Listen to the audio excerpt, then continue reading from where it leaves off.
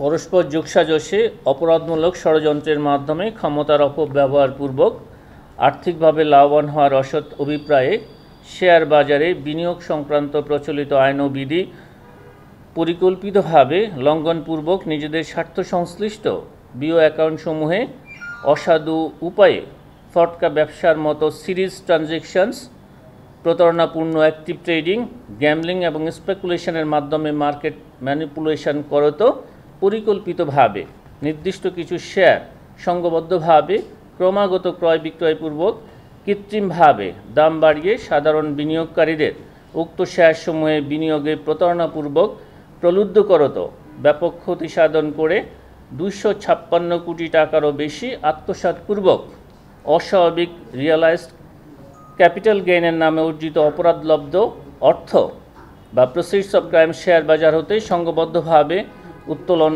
করা হয় এবং আসামি মোহাম্মদ আবুল খায়ের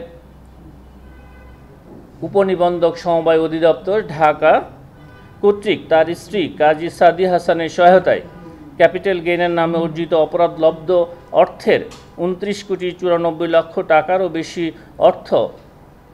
অর্থের উৎস গোপনের অভিপ্রায়ে লেয়ারিং করে বিভিন্ন খাতে স্থানান্তর করা হয় এবং মোহাম্মদ আবুল খায়ের ওরফে হিরু এর 17টি ব্যাংক অ্যাকাউন্টে সর্বমোট 542 কোটি টাকারও বেশি অস্বাভাবিক ও সন্দেহজনক লেনদেনের অপরাধ অনুসন্ধানকালে প্রমাণিত হওয়ায় অভিযোগ সংশ্লিষ্ট জনাব মোহাম্মদ আবুল খায়ের ওরফে হিরু, উপনিবন্ধক সমবায় অধিদপ্তর ঢাকা, তার স্ত্রী কাজী সাদিয়া হাসান এবং জনাব সাকিব আল হাসান, সাবেক অধিনায়ক বাংলাদেশ জাতীয় ক্রিকেট দল ও সাবেক সংসদ সদস্য মাগুরা 1 সহ 15 জনের বিরুদ্ধে মানি লন্ডারিং প্রতিরোধ আইন 2012, দুর্নীতি প্রতিরোধ আইন 1947 এবং দণ্ডবিধির সংশ্লিষ্ট ধারায় মামলা রুজুর সিদ্ধান্ত গৃহীত হয়েছে। আপনাদেরকে অনেক ধন্যবাদ।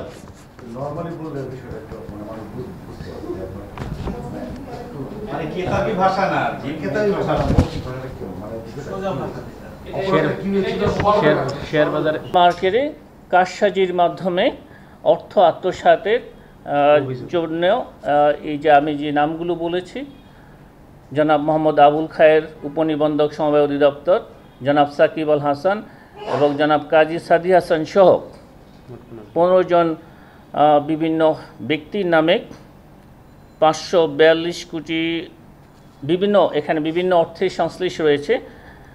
মার্কেট থেকে 256,97,00,000 টাকারও বেশি আত্মসাৎ করা হয়েছে। একই সাথে এই অর্থ স্থানান্তর রূপান্তরের মাধ্যমে 29,94,00,000 টাকারও বেশি বিভিন্নভাবে স্থানান্তর করা হয়েছে। এছাড়া জনাব আবুল খায়ের তার 17টি ব্যাংক হিসাবে 542 কোটি টাকার বেশি অস্বাভাবিক লেনদেন করা হয়েছে। মূল অভিযোগ হয়েছে মূলত শেয়ার মার্কেটে কারসাজির মাধ্যমে সাধারণ বিনিয়োগকারীদেরকে প্রলুব্ধ করে ক্যাপিটাল গেইনের মাধ্যমে অর্থ আত্মসাৎপূর্বক এখানে অর্থের উৎস গোপন করা হয়েছে এবং এটা মানি লন্ডারিং সংক্রান্ত অপরাধ। সেই কারণে এই জনাব আবুল খায়ের, জনাব সাকিব আল হাসান সহ 15 জনের বিরুদ্ধে মামলা রুজুর সিদ্ধান্ত গৃহীত হয়েছে।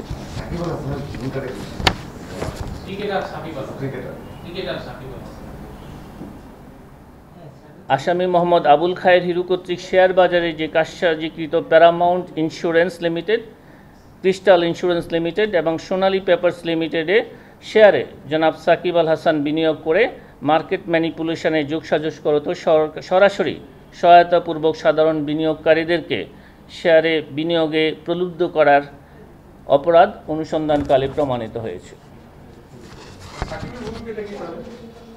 এই যে তিনটি কোম্পানির কথা আমরা বলেছি, Paramount Insurance Limited, Crystal Insurance Limited এবং সোনালী পেপারস লিমিটেড, এই তিনটি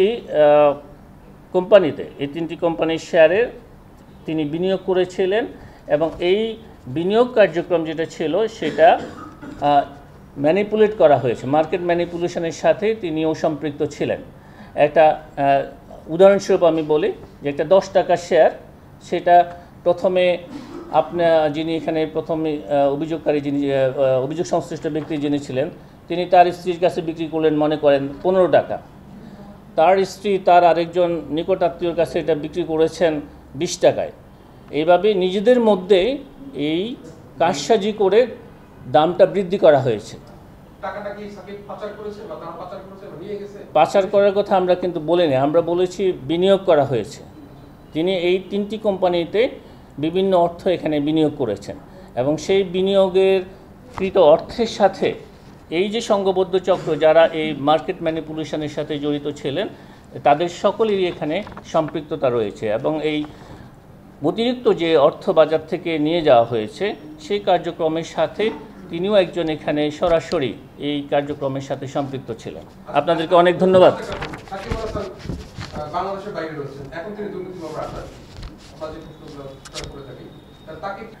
এখানে আমরা এটা একটি ফৌজদারি মামলা এবং এই মামলার তিনি একজন এজাহার নামীয় আসামি। সুতরাং আমরা সেইখানে আমাদের তদন্তকারী কর্মকর্তা দল তারা এই বিষয়গুলি বিবেচনা করবেন, কিভাবে কোন প্রেক্ষাপটে কী ধরনের ব্যবস্থা গ্রহণ করতে হবে। অনেক ধন্যবাদ। 2024 সালের জুনে তখন সাকিব হচ্ছে ছিলেন, এই সংসদ সদস্য ছিলেন এবং সাকিবের দেশ থেকে বিষয়টি রাষ্ট্রীয়ভাবে স্বীকৃতি প্রাপ্ত এবং সাকিব হচ্ছে দেশ থেকে পরেও বাংলাদেশের হয়ে সিরিজ খেলেছেন।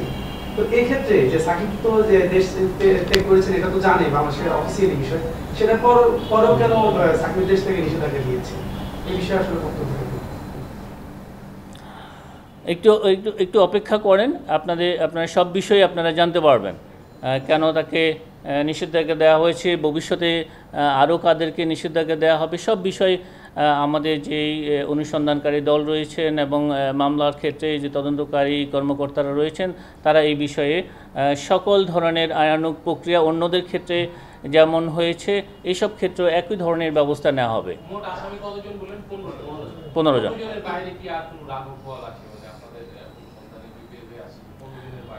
এটা প্রাথমিক অনুসন্ধানে যেই তথ্য উঠে এসেছে সেগুলো আমরা আপনাদের কাছে উপস্থাপন করেছি। তদন্তকালে যদি আরও কারো সম্পৃক্ততা পাওয়া যায় তাহলে তারাও এই মামলায় সম্পৃক্ত হবে।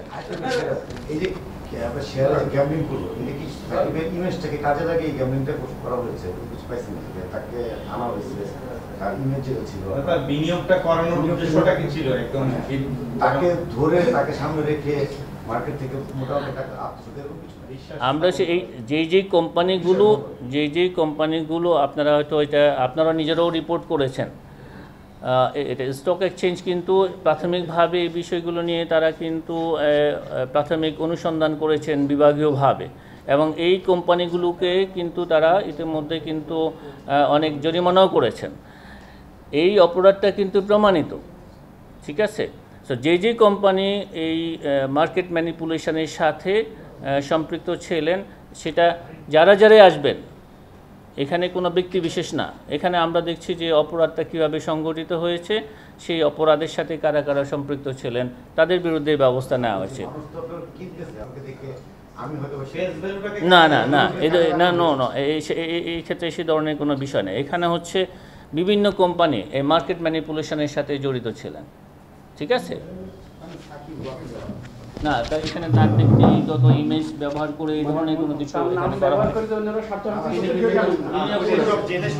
এগুলি আপনারা এগুলি বিনিয়োগ কার্যক্রমে বিভিন্ন জন এসেছে, মানে আবার একটার সাথে একটা মানে জোড়া দেবেন না, ঠিক আছে, জোড়া দেবেন না। যেটা হয়েছে এখানে আমরা হচ্ছে অপরাধটাকে দেখি, আমরা এখানে কোনো ব্যক্তি না দেখি। এখন এখানে যদি কালকে যদি অন্য কেউ আসতে পারে, অপরাধের যারা সম্পৃক্ত তাদের এটা আমাদের বিষয়। উনি ক্রিকেট খেলতে পারবে না, এটা হলো আমাদের বিষয়, বোর্ডের বিষয়, তারপরে আইসিসির বিষয়, আমাদের মামলা